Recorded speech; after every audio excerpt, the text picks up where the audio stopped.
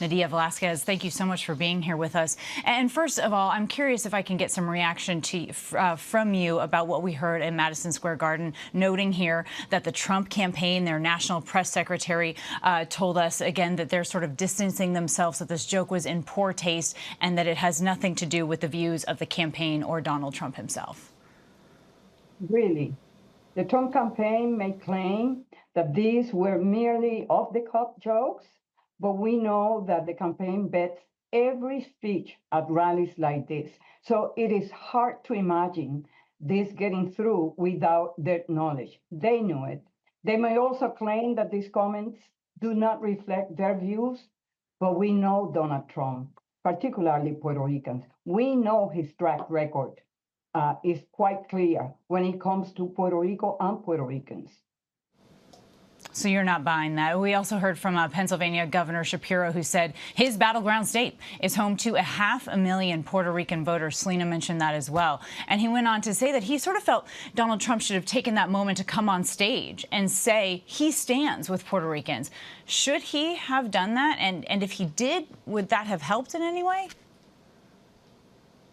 Look, it is just unimaginable that Donald Trump will do a rally at the Madison Square Garden and that speaker after speaker was spewing all this hatred and rhetoric against Puerto Ricans and against Latino.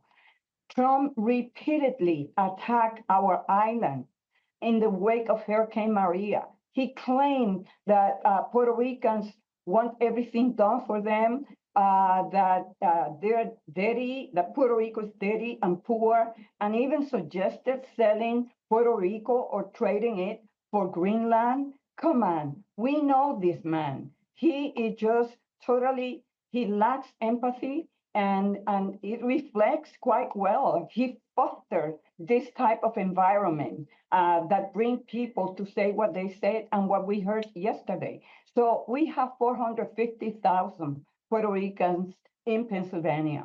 And I always say, in order to win Pennsylvania, we need to win Philadelphia. And in order to win Philadelphia, we need to win the Puerto Rican vote in Philadelphia, Allentown, Reading.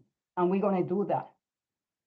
And we know just how crucial Pennsylvania is in this election, no question. I'm curious, based on the conversations that you're having right now, can these jokes in poor taste coming from a comedian really change how someone might actually vote, particularly from these communities?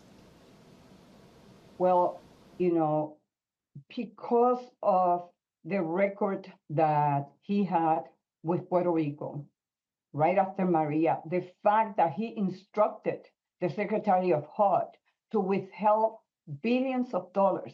Right now, Puerto Rico is going through a crisis, and is related to the fact that Trump did everything possible to withhold money that the U.S. Congress appropriated for Puerto Rico. So the fact that a comedian felt right in place to make a joke that it was so disparaging against Puerto Rico, it is clear in the minds of Puerto Ricans that that is how he feels about Puerto Rico.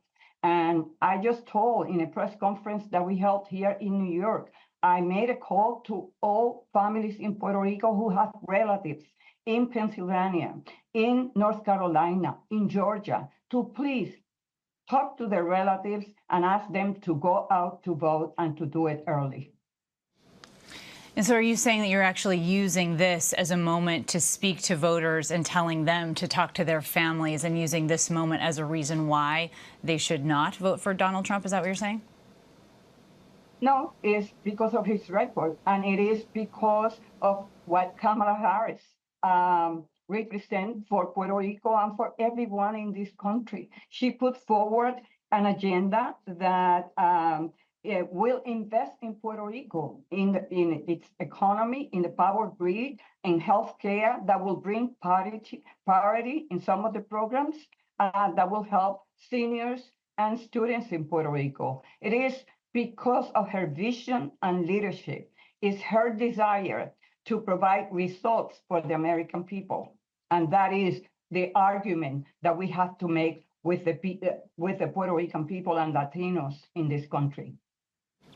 Democratic Congresswoman Nadia Velázquez of New York, thank you so much for your time. We appreciate you coming on with us today.